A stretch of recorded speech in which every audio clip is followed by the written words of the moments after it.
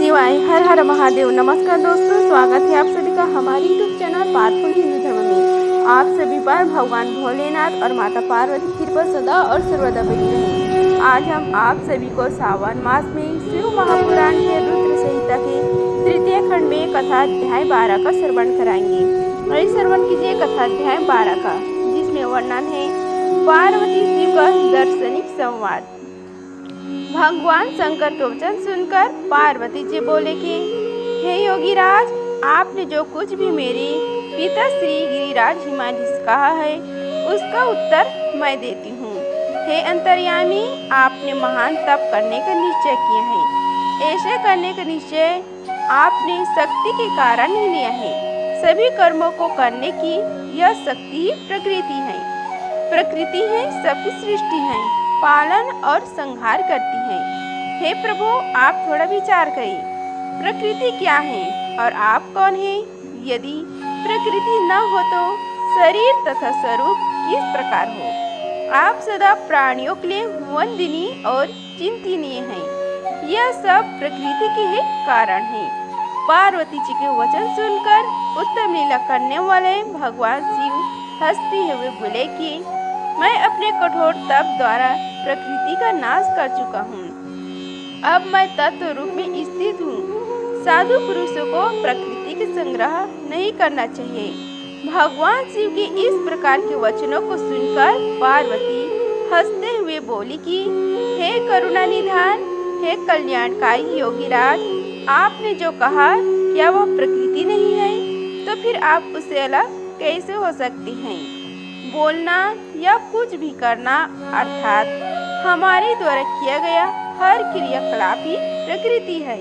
हम सदा ही प्रकृति के ही वश में हैं। यदि आप प्रकृति से अलग हैं तो न आपको बोलना चाहिए और न ही कुछ और करना चाहिए, क्योंकि ये कार्य तो प्रकृति के हैं, अर्थात प्राकृत है।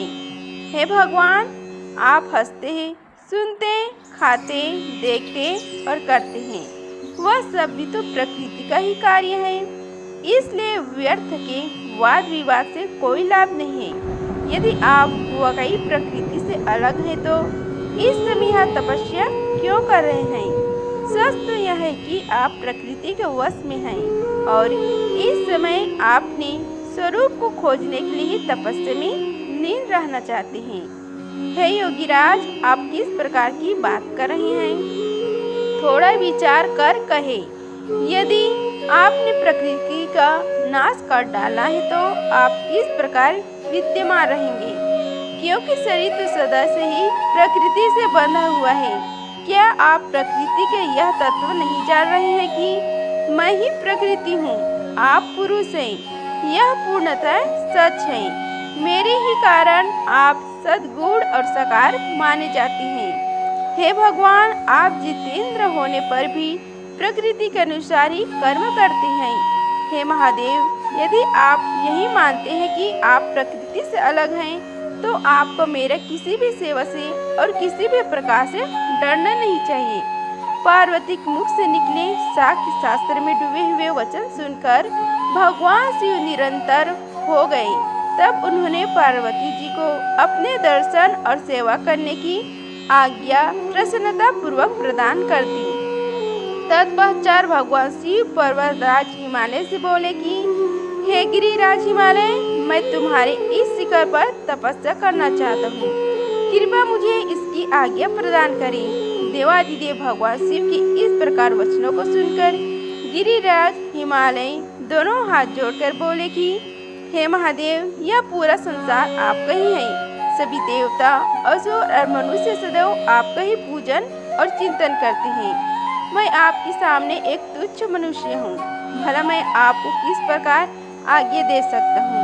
हे प्रभु, यह आपकी इच्छा है कि आप जब तक यहाँ निवास करना चाहे कर सकती हैं। गिरिराज की इन वचनों को सुनकर भगवान शिव मुस्कुराने लगे और आदरपूर्वक हिमालय से बोले, अब आप जाइए।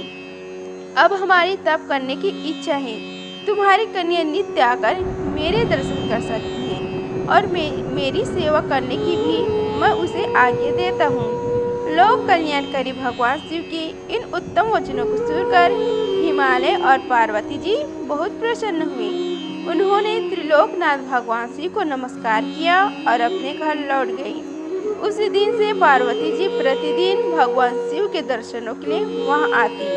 उस समय उनके साथ उनकी 2 सखियां भी वहां जाती और भक्ति पूर्वक शिव जी की सेवा करती।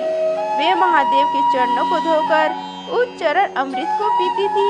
तत्पश्चात उनके चरणों को पोंछती, फिर उनका 16 उपचार अथाह 16 उपचारों से विधिवत पूजन करने के पश्चात अपने घर वापस लौट आती। इस प्रकार प्रतिदिन शिव जी का पूजन करते हुए बहुत समय व्यतीत हो गए। कभी कभी पार्वती जी अपनी सखियों के साथ वहाँ भक्ति पूर्वक उनके भजनों को भी गाती थी।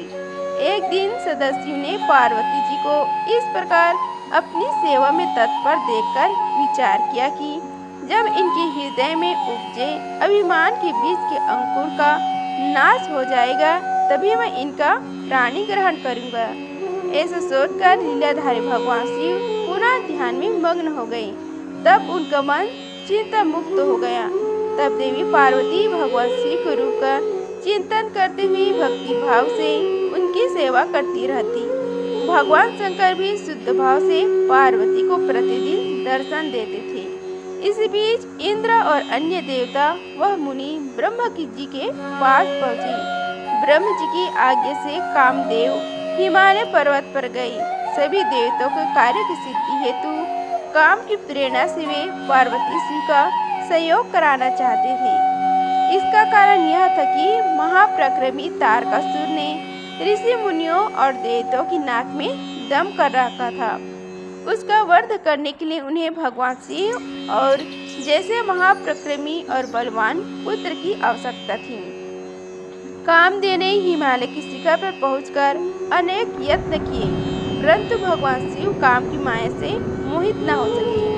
उन्होंने क्रोध से कामदेव को भस्म कर दिया। अब शक्ति में ही सामर्थ्य थी कि शिव को मोहित कर वे देवताओं की इच्छा को साकार करती। इसलिए काम के अनंग होने के बाद जन कल्याण के लिए तथा अपने व्रत को पूरा करने के लिए पार्वती ने मन ही मन शिव जी को पति के रूप में पाने का दृढ़ निश्चय कर लिया। कठोर तपस्या करके देवी पार्वती जी ने शिव जी के हृदय को जीत लिया। तब ये दोनों अत्यंत प्रेम से प्रसन्नता पूर्वक रहने लगे और उन्होंने देवताओं के महान कार्य को सिद्ध किया।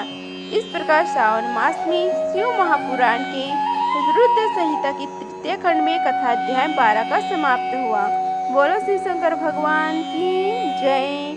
अगर आप सभी की यह वीडियो अच्छी लगी होगी तो वीडियो को लाइक कीजिए, चैनल को सब्सक्राइब कीजिए और कमेंट बॉक्स में हर हर महादेव लिखिए। धन्यवाद। मिलते हैं अगली वीडियो में, तब तक के लिए हर हर महादेव।